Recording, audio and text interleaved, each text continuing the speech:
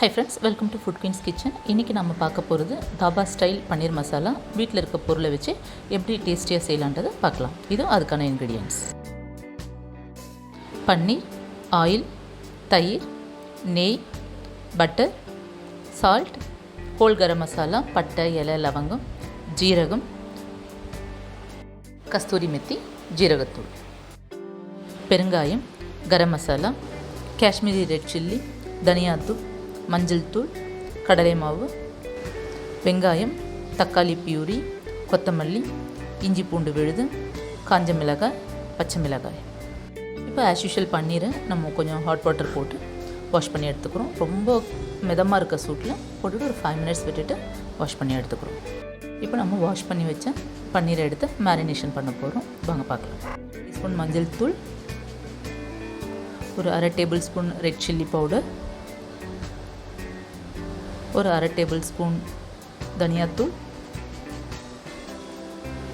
அப்புறம் ஒரு ஆஃப் இல்லை ஒரு ஸ்பூன் குக்கிங் ஆயில்,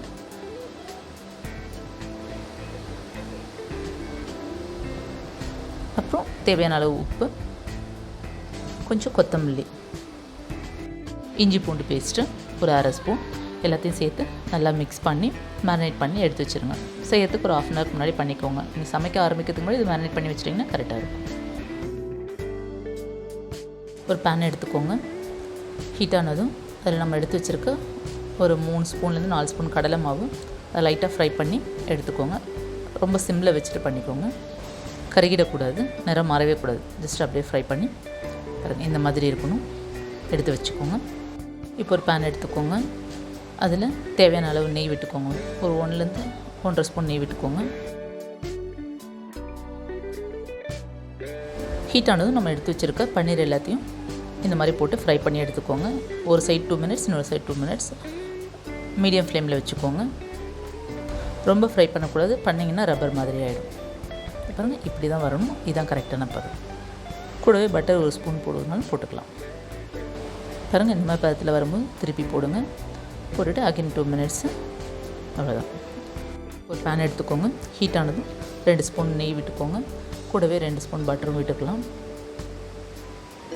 கூடவே ஒரு 2 ஸ்பூன் குக்கிங் ஆயிலும் விட்டுக்கலாம். காஞ்சதும் நம்ம எடுத்து வச்சுருக்க ஜீரகத்தை 1 ஸ்பூன் ஜீரகத்தை வந்து போட்டுடலாம். ஜீரகம் பொரிஞ்சதும் ஹோல் கரம் மசாலாவை சேர்த்துடலாம். அதுக்கப்புறம் நம்ம எடுத்து வச்சுருக்க 3 காஞ்ச மிளகாவும் ஆட் பண்ணிடலாம். அது நீட்டு காஞ்ச மிளகானாலும் பரவாயில்ல, இந்த மாதிரி குண்டாக காஞ்ச மிளகா இருக்கிறதுனாலும் பரவாயில்ல, எதுனாலும் எடுத்துக்கலாம். மிளகாவோட அரோமா லைட்டாக டர்ன் ஆகும்போது நம்ம எடுத்து வச்சுருக்க வெங்காயத்தை சேர்த்துக்கலாம். கூடவே உப்பையும் சேர்த்துக்கோங்க வெங்காயம் வணங்குறதுக்கு.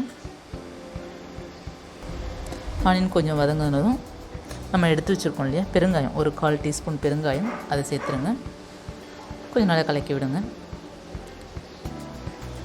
இது ஒரு 2லேருந்து 2.5 வெங்காயம் நல்ல பொடி பொடியாக நறுக்குனது. நல்லா வதக்கிக்கோங்க. தேவையான அளவு உப்பு சேர்த்துக்கோங்க. 2 ஸ்பூன் இஞ்சி பூண்டு சேர்த்து அதோட அரோமா வர வரலும் நல்லா வதக்கிக்கோங்க. கேஸை ஸ்லோ ஃப்ளேமில் வச்சுருங்க. என்ன பண்ண போகிறோன்னா மசாலா ஆட் பண்ண போகிறோம் ஆஸ் யூஷுவல்.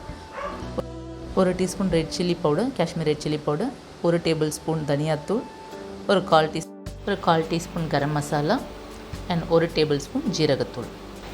இதெல்லாம் போட்டு கொஞ்சம் நல்லா மிக்ஸ் பண்ணிக்கோங்க. ஸ்லோ ஃப்ளேம்லேயே இருக்கட்டும்.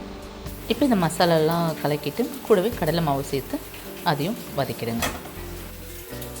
இந்த மாதிரி எல்லா மசாலாவும் மிக்ஸ் ஆகி நல்லா வதங்கி அந்த எண்ணெய்லாம் மேலே வரும். இந்த மாதிரி டைமில் நீங்கள் அரைச்சி வச்சுருக்கீங்க இல்லையா, ஒரு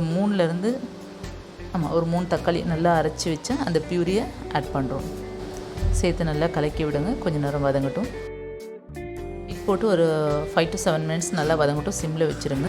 அப்போது அந்த பச்சை வாசனைலாம் போயிட்டு அந்த மசாலாலாம் ஃபுல்லாக நல்லா மிங்கிள் ஆகும்.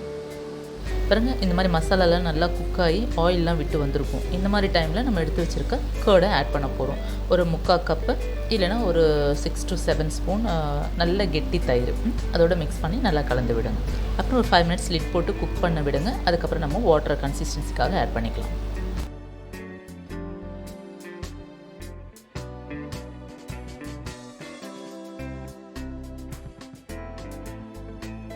தயிர் சேர்த்து இந்த மாதிரி நல்லா ஒரு க்ரீமியாக வரும். இந்த டைமில் நம்ம வச்சுருக்க 3 க்ரீன் சில்லியை ஆட் பண்ணிவிடுங்க.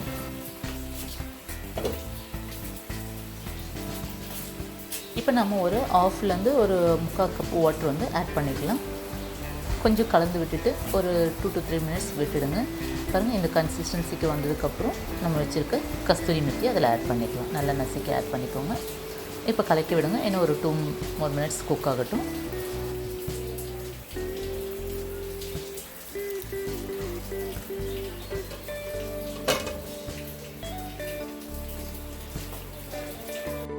இந்த மாதிரி ஃபுல்லாக எண்ணெய் விட்டு வந்து அது ஒரு கலரே சேஞ்ச் ஆகிருக்கும். இந்த மாதிரி ஸ்டேஜில் நம்ம எடுத்து வச்சுருக்கோம் இல்லையா, பன்னீர் ஃப்ரை பண்ணி வச்சுருக்கோம் இல்லையா, அதை இதில் ட்ரான்ஸ்ஃபர் பண்ணிவிட்டு அந்த கிரேவி ஃபுல்லாக அதில் கோட் பண்ணுற மாதிரி கொஞ்சம் மேலே எடுத்து மிக்ஸ் பண்ணி விடுங்க, பன்னீர் உடையாமல்.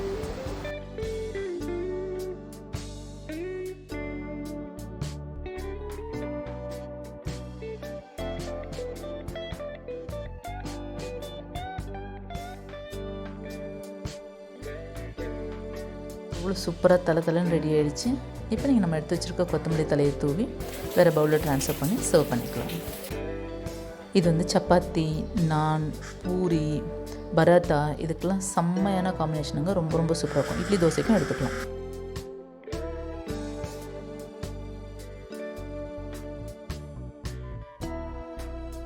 இவ்வளோ சாஃப்டாக இருக்குது பாருங்கள். செம்ம சாஃப்டாக இருக்குது சாப்பிட்றதுக்கும். அண்ட் செம்ம டேஸ்ட்டாகவும் இருக்குங்க. சூப்பராக இருக்குது. நீங்களும் உங்கள் வீட்டில் ட்ரை பண்ணி பாருங்கள். ட்ரை பண்ணி பார்த்துட்டு உங்களோட வேல்யூபிள் கமெண்ட்ஸை ஃபுட்குயின் 369 ஷேர் பண்ணிக்கோங்க. இந்த வீடியோ லைக் பண்ணுங்கள், ஷேர் பண்ணுங்கள், சப்ஸ்கிரைப் பண்ணுங்கள். நம்ம நெக்ஸ்ட் ஒரு நல்ல வீடியோவில் மீட் பண்ணலாம். தேங்க்யூ.